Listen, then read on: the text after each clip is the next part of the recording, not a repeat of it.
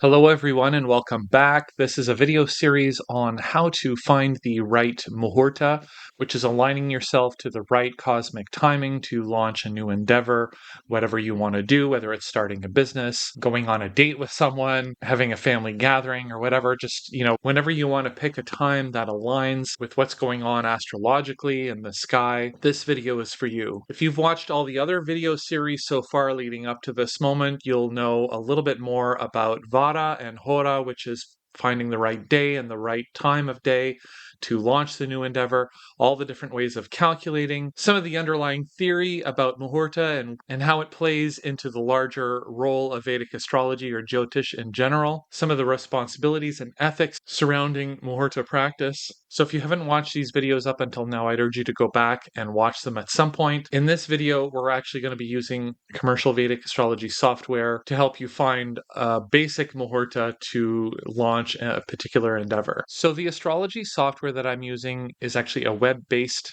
Vedic astrology software package called Deva Guru. Deva Guru was launched a few years ago and contains a lot of calculations that, if you're studying in the tradition of Param Guru Sanjay Rath, it has a lot of very sleek functionality and it's very simple and easy to configure.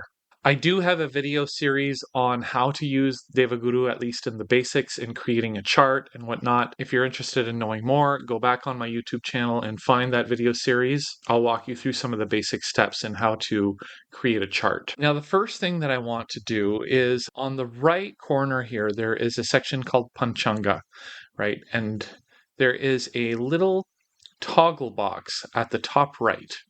If you click this toggle box, you'll see that there's a lot of different toggle switches. In the last video series, when we talked about Horā, we talked about the different types of Horā and what they're used for. So we know that there's the default Horā, which is what we see here and is generally used for birth charts. And then there's something called Kala Horā and Yama Horā. Kala Horā has two variations. One is with local noon and one is with local standard time. You'll recall from the previous video that for Muhurta, we're going to be looking at local noon. So just make sure that you have local noon turned on, and it should show up down here around the fourth or fifth last item here on the Panchanga list.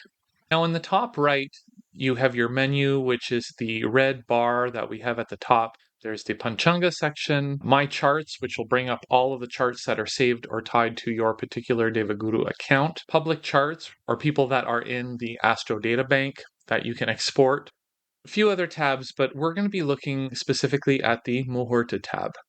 So I want you to go ahead and click on this Muhurta tab. Now at this stage, there are 5 different elements in the Panchanga, and we've really only covered the Vāra and the Horā. Now, Horā is not necessarily included in here, but that is something that you can kind of drill through once you're looking at the different Muhurtas for that particular day. In the previous video, we brought up the example of Bill Gates planning a meeting. Let's go back and use his chart as a reference point. So assuming that I have his name saved in here, I can go ahead and type Bill Gates. Now what that does is it creates the anchor point for the Muhurta. This becomes very important when we're looking at Nakshatra. Of course, that's something that we're going to be covering in a future video. Right now, I just want to give you a brief introduction to how to pick a quick and easy Muhurta using the software. Set secondary Tara, we're not going to worry about that right now. We're going to default to Bill Gates's Nakshatra. This has to do with Tara Bala, which is a different calculation using Nakshatra. Then we're going to be, right now it's set to my location, which is Mississauga, Ontario, Canada. So we want to put it to his location, assuming that he wants to have the meeting, let's say, in Seattle, Washington. So let's go ahead and put in Seattle, Washington. You can go ahead and select that. Now, when you go down the page here, you can see that there's a lot of different options that are pre-selected for you. The programmer of the software has made it very easy and accessible for even a layperson to be able to find the Muhurta. They just kind of need to know how to navigate a little bit more, hence this video. You'll recall in the discussion on Vāra that when we are picking the weekday for a Muhurta, there are a few basic rules that we can anchor either to generic Karaka, These are the indications tied to that planet, and there has been a beautiful list, which you can go back and look at that video. Secondarily, we can tie it to the person's chart. Now, hopefully, as an astrologer, you've already done this analysis and you've identified which Vāra will fit for that specific person to launch that particular activity. For example, in the case of Bill Gates, we looked at the potential for 10th house. Now, the planet lording the 10th house could be a viable option. Why? Because 10th house is related to career. Now, let's say, for example, the day of the 10th house is not an option. Then we can look at the exaltation lord for the ruler of the 10th house. Again, if this is not clear, go back and watch the previous video. The default setting here is that you can see that the weekdays are pre-selected of the natural benefics. Now, you remember in the previous video, we talked about, as a general rule, ideally we want to leverage the Somya energy of the benefic planets to govern the activities for our Muhurta. And so we can see here that Sunday is not pre-selected. Moon or Monday is pre-selected. Tuesday is lorded by Mars, so as a natural malefic, it's excluded here. And then we have Wednesday, which is of course governed by Mercury, Thursday, Jupiter, and Friday, which is of course Venus. Saturn is left out of the list. Now, scrolling down a little bit further to Nakshatra, we're going to see that these are all tied to Bill Gates's chart. Bill Gates's moon, when he was born, was in Uttarabhadrapada Nakshatra. And so we can see here that this is the Janma or birth star. And so from a Tarabala perspective, again, we're going to get into this in a future video. The second star from the first is called the Sampat, and then we have Vipat and Pratyak and Nidana. The 3, 5, and 7 are always considered to be generally inauspicious, so those are excluded. And then as a general rule, all the other ones, 4, 6, 8, and 9, are all selected. Next, we move on to Tithi, which is, of course, the lunar phase. So S1 or Shukla Pratipad, which is the first phase of the waxing moon. This one is generally regarded as inauspicious. And then this cycle is repeated all the way to the full moon, which is S15, which is, of course, Purnima. Then we have Krishna Paksha, which is the waning phase of the moon. And again, it follows the same sequence from K1 to K15, K15 being Amavasya or the dark moon. So starting with Pratipad, Dvitya, Tritya, Chaturthi, Panchami, Shashti, Saptami, Ashtami, Navami, Dashami, and so on and so forth. So you can see here that the dark moon, particularly K14, K15, and S1, this is when the moon is the darkest or least visible.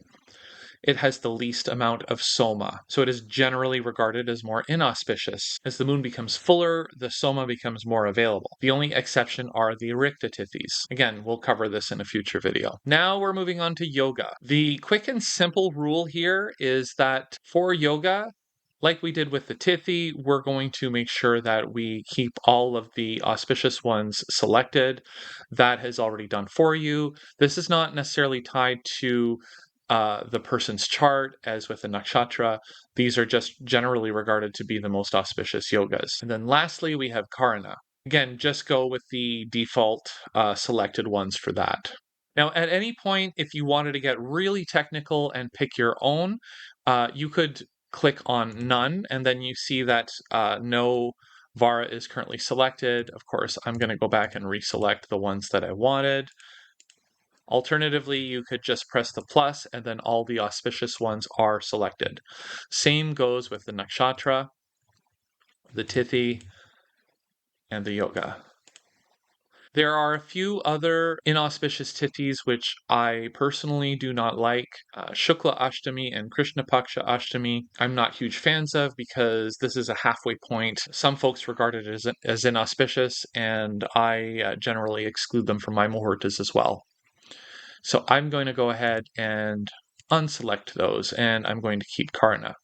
Now, the interesting thing here, the next section, Graha, this allows you to be a lot more specific. For example, what if I wanted a specific rising sign for my Muhurta? Well, I could go ahead and say that. Like, let's say, for example, I wanted Cancer, Leo, and Scorpio. What this does is it helps me to weed through all of the potential Muhurtas to get the particular ascendant that I want. Now, for general purposes, we're not going to worry about that. This is something a little bit more advanced, and I will cover it in a future video. Of course, if you wanted any specific planetary placements as well, like if you wanted, say, Sun and Scorpio, you could go ahead under the Sun column and click on Scorpio, any other of the planetary placements as well. But for now, for our general Muhurta purpose for Bill Gates, we're just going to go ahead and leave it blank. Now, when everything is said and done, and we have all the Panchanga elements that we are particularly looking for, we're going to go ahead and click on Search.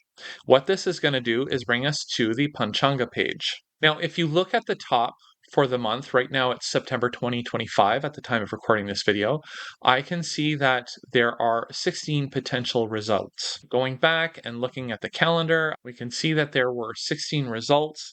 And if we want to go forward a month, we can click on the forward and backward arrows. So now I'm into October.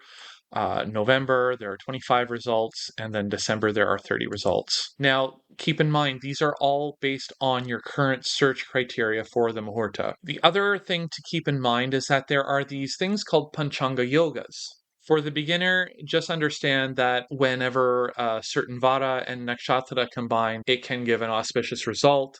There are also different inauspicious combos as well. Again, those will be covered in the future. Now, for example, we can see on Wednesday, October 1st, there are actually two Panchanga yogas that are happening. One is called Amrita, and one is called Shunya. Amrita being the divine nectar, and Shunya meaning void or null. We can see that the auspicious yogas are in blue and the inauspicious ones are in red. And then we can see that there are lines all the way down on the different times for that day. Ideally, you do not want to pick your Muhurta during an inauspicious yoga. And so it looks here like, for example, Wednesday, October 1st, there is that Shunya Yoga that's happening all day. And although we have the Amrita Yoga happening from 6:41 the following morning, remember that the Vedic day begins at sunrise. So even leading up to the hours before sunrise, it is still considered to be the day before. So 6:41 on the 2nd onwards, we are still in the Shunya Yoga, and this Shunya Yoga spills over onto the 2nd. So based on these search results, I would prefer not to use either October 1st or October 2nd. Now, moving forward, I can see that on Purnima Tithi, which is on Monday, October 6th, from 3:29 p.m. onwards, and again, that will be local as of the location where you put the Muhurta for. We can see that the nakshatra becomes Revati, and although Purnima Tithi started the night before, around 11:54 p.m., it continues into 15:29 onwards. So from 15:29 to 18:40, we can see there is an Amrita Yoga happening. So this may be potentially good for him, even more so if somehow the moon ties up to his 10th house. And so what I can do is I can go ahead and, although you can't see my mouse here, I can click, oh, you can see it here. I can click on the 1529, and I can see here that I have several options for an ascendant. I have Sagittarius, Capricorn, Aquarius, Pisces, Aries, or Taurus. So let's start with Sagittarius because it's the first option. I can look here and see that there are general placements. Now, a couple of general rules, which I'll go through again in a little bit more detail. I'm just going to go through some salient points here. When picking a Muhurta, ideally you want to have strong benefics that are going to be in the Kendra houses. These are houses 1, 4, 7, and 10. Here I can see Moon and Jupiter are in the 4th house and the 7th house respectively. However, the Moon is conjoined Saturn, which is less auspicious. The Sun is gaining directional strength in the 10th house, so that's nice. The other point is we do not want any type of sudden endings or unexpected events to occur, and therefore we would prefer the 8th house to be completely empty. So no planets in the 8th house. Here the 8th house is Cancer, and we can see that it is empty. And then we would want to go one step further to make sure that the 12th house of the Navamsha also has no planets. And so if I wanted to look at this chart in a little bit more detail and start fine-tuning the Vargas, I could go ahead and click on this link below. So now we can see that this has launched a separate tab with this particular chart. and I can kind of fine tune a little bit. And I have the Shukra Chakra, which is the North Indian chart here, and then right of that I have the Guru Chakra, which is the South Indian format, and then on the right of that I have the Navamsha for both chart styles. Right off the bat here, there are a few different elements which I do not like, which I won't necessarily cover in this video, but let's go to the 12th house of the Navamsha. We can see that Mercury is there, so I would regard this as being less auspicious. So the other thing we want to pay close attention to, remember we were talking about Kala Horā earlier, so we want to see that the timing for this falls into Shani Horā, which generally from a Karaka perspective is less than auspicious. Unless Shani somehow is tying into that 10th house activity, I would avoid this Muhurta altogether. So then we can go back to the original screen, the Panchanga screen, and look for more options and kind of weed down all the options until we have found the one that best suits our purpose. So in summary, I urge you to always fall back to this page when you do your Muhurta search results and go through all the available options. See what works best and particularly prioritize what we already know using Vāra and Kala Horā. This will help you to identify the best possible Muhurta. Next, we're going to talk about a few basic considerations in the general anatomy of a Muhurta, what we want to look for, what we want to try to avoid when we're looking at specific ascendants and planetary placements. This is just a quick and easy way of jumping into Deva Guru, getting your feet wet, and learning to pick some basic muhurtas. Like I keep saying, Vedic astrology is a living, breathing science. Put it into experimentation, see what works, see what doesn't work. So keep on studying, and we'll see you in the next video.